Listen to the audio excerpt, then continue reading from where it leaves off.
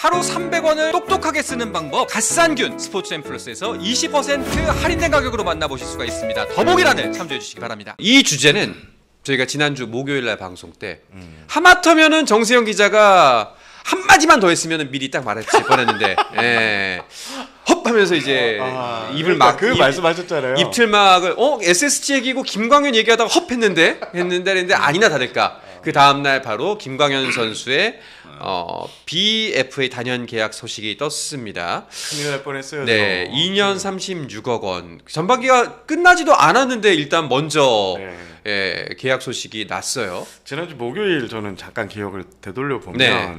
그 얘기를 하고 마지막에 헙 하고 마지막 끝날 때쯤 돼서 그 얘기를 한 번 더 한 거예요. 네. 자, 여러분 SSG 얘기하다가 헙했습니다. 이 말씀을 해주셔갖고 야 이거 안 그래도 이혜진 기자하고 가면서 야 이거 또 난리가 나겠구나. 편집해야 되나 이랬는데 다행히 큰 그건 아닌데 볼 분들은 또 봤더라고요. 그래서 게시판에 내일 뭐 나오는가 보다 SSG. 그래서 근데 SSG 이게 나왔잖아요. 사실 이제 김강현 선수 같은 경우에는요. 이 계약이 좀 돌이켜 보면 10일 지금 쉬었거든요. 그 기간에 급물살 2군 내려갔었잖아요. 그러면서 쉬면서 좀 마음 편했죠. 그런 상황에서 계약에 이제 집중할 수 있었고 에이전트가 있는데 에이전트보다는 본인이 거의 다 메이드에서 만든 계약이라고 좀 보시면 됩니다. 물론 SSG 입장에서는 작년 겨울에 최정 선수 때문에 좀 많이 힘들었거든요. 그렇죠. 미리 좀 해놓지. 뒤에 와서 하려니까 서로 이제 합의점을 못 찾아서 계약이 좀 상당히 딜레이가 됐잖아요. 그런 거를 방지하고자 구단에서 야 한번 해보자 했는데 김강훈 선수도 좀 적극적으로 가면서 이 10일 사이에 쉬면서 계약이 메이드 됐다. 이렇게 보시면 될 것 같습니다. 그러니까 조금 빨리 된 약간 시점이 살짝 이른 이유는 최정 선수 때 아무래도 꿈을 대다 늦게 하다 보니 끌려간 느낌이 없잖아 있었고 그래서 미리미리 준비해서 일방적으로 저는 끌려갔다고 봐요. 미래한 느낌이 좀 없잖아 있었고 근데 좀 놀라운 거는 그날 이제 왜 4년이 아니었을까? 요거는 4년이면 이제 슬슬 은퇴 아닌가요? 그러니까 이제 이게 27년까지잖아요. 이제 88년생이니까 이제 이 김광현 선수는 청라돔까지 뛰고 싶다는 얘기를 많이 했었거든요. 그러면 저도 청라돔까지 최소한 28년까지는 그러니까 계약을 청라돔 28년이잖아요. 할 거라고 봤는데 의외로 그 앞에서 계약 기간이 끝나는. 김강현 선수 얘기 뭐 그날 이제 계약 발표하고 그날 오후에 이제 저는 가진 못했는데 그 인터뷰를 좀 보면 엄청난 자신감이 있어요. 28년 전에 자기는 200승 채워서 28년 딱 들어갈 때는 더 좋은 계약을 받고 싶다. 그리고 지금 분위기 상으로는 뭐 김강현 선수가 이제 200승을 채우고 난 뒤에는 굳이 선발에 대한 욕심을 안 둘 수도 있어요. 보직을 바꿔서라도. 저러 주변에서 나오는 얘기를 좀 들어보면 그런 걸 보면 그러니까 자신감이 있는 것 같아요. 지금 200승이 한 20몇 승, 27승 정도 남기지 않았나요? 그 정도 남았는데 그 요거는 올해 한 7승 정도 나머지 시즌에 다 메우고 10승 10승씩 하겠다. 그 정도면 200승 간다 그러고 또 사실 지금 이 계약은 김강현 선수가 갑입니다. 못했다고 해도 27년에 끝나고 나면 구단이 계약을 안 해줄 수가 없다고 저는 봐요. 왜냐면 SSG, SK 그 심장인 선수고 그렇죠. 이런 선수를 조금 기량 내려왔다고 계약 안 해줘? 지금 일단 먼저 변수는 조건이지. 조건이겠지만 하고 뭐 그런 것도 계산이 좀 들어가 있지 않나라는 생각을 좀 해봅니다. 여러모로 김광현 선수에게도 물론이고 그리고 이제 뭐 최정 선수 작년 계약에 빗대어서도 SSG에게도 나쁘지 않은 이야기인 것 같습니다. 이야기가 잘 풀린 것 같아요. 그래요. 그러니까 제가 뭐 물어보니까 협상 과정에서 난항은 없었던 걸로 알고 있어요. 그리고 뭐 서로의 또 진정성. SSG가 단장님 계실 때부터 항상 이 진정성을 좀 많이 강조를 했는데 서로의 이 진정성이 또 통했다 이런 얘기를 했고요. 큰 뭐 김지현 단장하고도 통화를 해봤는데 큰 이견 없이 강현이가 잘 들어줬다. 또 김광현 선수는 구단이 나를 또 잘 대우를 해줬다. 이런 얘기를 할 정도로 서로 계약 과정에서 그 잡음 없이 네. 훈훈한 분위기 속에서 좀 마무리된 것 같습니다. 일단 알겠습니다. 자, 이렇게 김광현 선수의 2년 36억 BFA 단연 계약 소식이 두 번째 이슈였고, 마지막은 이제 슬슬 아까 말씀하셨다시피 외인들에 대한 이슈가 점점 이제 뉴스에 오르락 내리락 할 시즌이 왔습니다. 삼성이 레이에스를 완전 교체를 선택했. 전 이건 좀 의외였습니다. 저는 교체할 것으로 봤는데. 아, 그래요? 그런 얘기가 있었어요. 네. 그러니까 이종렬 당장이 엄청 적극적으로 움직인 걸로 알고 있어요. 바꾸려고. 들쭉날쭉하긴 해도 믿어봄직하지 않나? 그렇죠. 근데 이게 네. 들쭉날쭉한 모습이 너무 좀 안 좋았다더라고요. 그러니까 타구단 그 외인 스카우트들 얘기를 좀 들어보면 이게 뭐 3경기 잘하다가 이런 게 아니라 2경기 못하다 한 경기도 애매하고 그러다가 3경기 못하다가 또 한 경기는 좀 애매하고 확실히 폼이 네, 뭐 그런 모습들에 좀 그런 게 있었고 뭔가 지금 삼성의 지금 목표는 지금 여기가 아니고 우승이잖아요. 그래서 강력한 이 정도 퍼포먼스는 우리가 우승으로 가는 길에 해가 된다라고 판단을 한 것 같아요. 그래서 이제 대체 외국인 투수 단기가 아니고 대체 외국인 투수를 결정을 한 거죠. 네. 아니 근데 왜냐하면은 저는 이제 그 물론 감보아처럼 약간의 위험 부담은 있는데 왔는데 뭐 아니면 도였는데 아유 터졌네 라는 경우도 있지만 사실 누군가를 데려왔을 때 꽝인 경우도 우리가 심심치 않게 봤지 않습니까? 맞죠. 예. 생각보다 여기 적응 너무 못하고. 근데 그런 거 고민하면 예. 뭐 단장님도 팀을 이끌어 오셨지만 그러면 외국인 선수 교체 못하는 것 같아요. 근데 감보아는 원래 평가가 뭐 아니면 도라고 했어요. 지금 뭐가 된 상황이고. 네. 지금 사실 KBO 리그가 구위형 피처들이 지금 통할 확률이 높아요.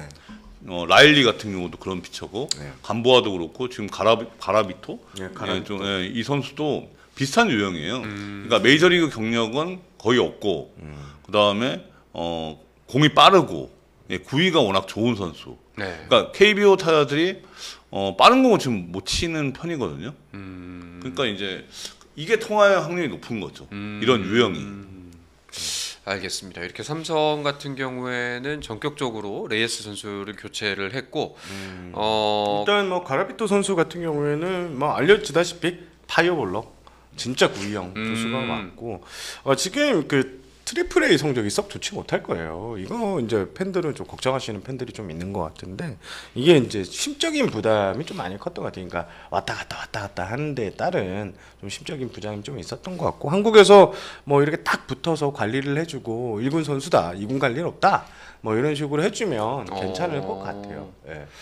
알겠습니다. 특징 같은 건 혹시 뭐 없을까요? 그 제가 이제 저희 김준영 의원님 나와주셨을 때 김준영 의원님 김영준 의원님 나오셨을 때 그 이제 감보아에 대해서 스탯을 쭉 보니까 가장 인상 깊었던 지점이 그 방망이가 휙휙 날아다니는 트리플 A에서 피 홈런율이 굉장히 낮다. 그게 참 신기했다라고 말씀하셨거든요. 혹시 가라비토 선수도 그 세간의 평가가 어떤지 좀 궁금한데요. 일단 뭐 키가 그렇게 크지는 않더라고요. 183 정도인데 일단 평균 구속 자체가 평균 94마일. 그러니까 평균이 우리로 치면 151 킬로미터로 하면 시속 151 그리고 최고는 157 정도까지 나오는 그런 투수고 뭐 슬라이더, 체인지업, 커브, 투심 뭐 이렇게 던지는데 뭐 보통 이런 외국인 선수가 오면 다 던진다 하는데 실제로 던지는 거는 진짜 통한 건 한 2-3개인데 이 선수 같은 경우에 나머지 뭐 변화구도 썩 나쁘진 않다. 썩 나쁘진 않다 이런 얘기를 하고 있습니다. 다만 이 선수가 좀 이렇게 체형이 좀 있는 투수인데요.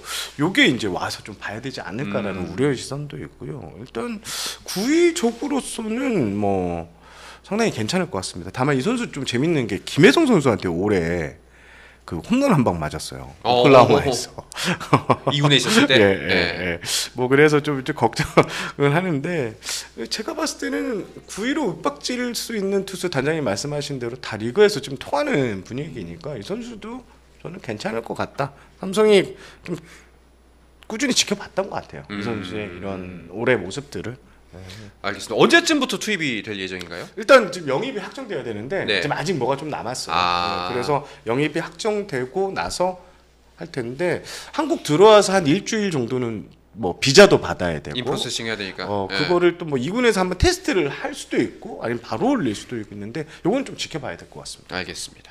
자, 그리고 또 외국인 선수 관련 소식이 한 가지가 더 있는데요. 한화가 그 플로리얼 선수를 1군에서 말소했습니다. 그리고 단기 대체 외인을 들여온다고 하죠. 네, 그렇습니다. 14일 날 플로리얼 선수가 재활선수로 등록이 됐습니다. 일단 오른쪽 손등 다쳤는데 이게 8일 날 다친 거거든요. 정혜영 선수 던진 이거 150km짜리 직구에 맞았는데 오른쪽 손등에 뼈 조각이 발견됐다. 뭐 이런 아이고. 얘기를 했는데 이후에 좀 뛰었어요. 괜찮다고 해서. 근데 나중에 부상 이후 5일 지났을 때 이 상태가 좀 안 좋아지면서 결국 됐는데 일단 김경문 감독 스타일이 이 선수가 와서 뭐 성적을 떠나서 팀에 녹아들려고 하고 열심히 하는 모습 이런 모습을 보였기 때문에 교체보다는 좀 이제 단기로 데려와서 어떤 선수를 이제 좀 사용하고 싶어 하는 눈치고요.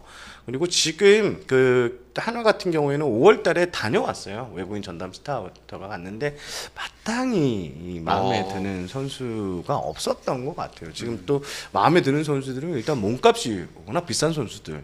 근데 지금 한국 KBO 리그에 올 수 있는 그리고 지금 벌써 5월달 지났잖아요. 그러면 7월, 8월, 9월, 10월, 11월 5개월 동안 50만 달러 정도를 줄 수 있거든요. 네네. 이 100만 달러 기준 하한선에서 앞에 5개월 하고 나서 뭐 50만 달러의 장기로 이렇게 데리고 올 수 있는 선수 분명 이제 6월 15일 이후 6월 20일 이후 좀 선수가 나올 텐데 지금은 어떤 선택을 내리기는 좀 쉽지 않다. 그래서 단기로 일단 먼저 그래서? 알아보겠다라는 게 하나보다는 입장인 것 같습니다. 알겠습니다. 매물이 있었다면 전격 교체도 있었던 거네요. 그러니까 저는 아까 삼성이 투수 교체한 것처럼 한화의 이제 목표치는 우승이거든요. 네. 그래서 하나도 뭔가 확실하다 싶으면 이제 결단은 내릴 것 같아요. 근데 지금 확실한 매물이 없는 것 같은 그런 느낌적인 느낌입니다. 플로리얼에서는 단장님이 하실 말씀이 많잖아요. 없는데요? 아, 많잖아. 예. 한화 팬들은 간절하게 바라고 있습니다. 플로리얼에 대해서 나쁜 얘기하기를. 아 잘하게. 네. 그럼 잘하니까. 네. 뭐 지금 부상당한 선수를 제가 나쁘게 얘기할 수는 없잖아요. 네, 그런 건 없는데. 근데 지금 사실 결국에는 하나 타격을 봤을 때는 그렇게 포텐이 있는 선수가 많지가 않으니까 사실 타격 위주의 선수가 결국에는 필요할 거라고 생각을 하는데 근데 뭐 김경 감독이 계속 끌고 갈 가능성이 더 많지 않을까. 네, 그러니까 스타일상. 플로리얼 선수가 딱히 되게 막 인상 깊진 않은데 아니지 되게 스탯이 좋진 않은데 한 방 한 방이 인상 깊은 게 있었어요. 클러치 능력이 좀 예, 딱 그 클러치 능력이 진짜. 네. 예. 필요한 때 정말 천금 같은 한 방.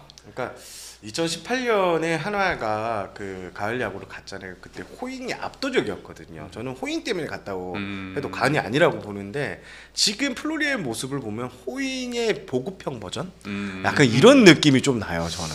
그러니까 수비가 생각보다 그렇게 잘하지를 못하더라고요. 네. 근데 또 건져낼 거는 또 희한한 거는 또 잘 잡아요. 근데 이게 땅볼 타구에서 에라가 네. 가끔씩 나오니까 그러니까 수비는 뭐 보통 뭐 그렇게 상급 같은 느낌은 아니고 타격도 보통이잖아요.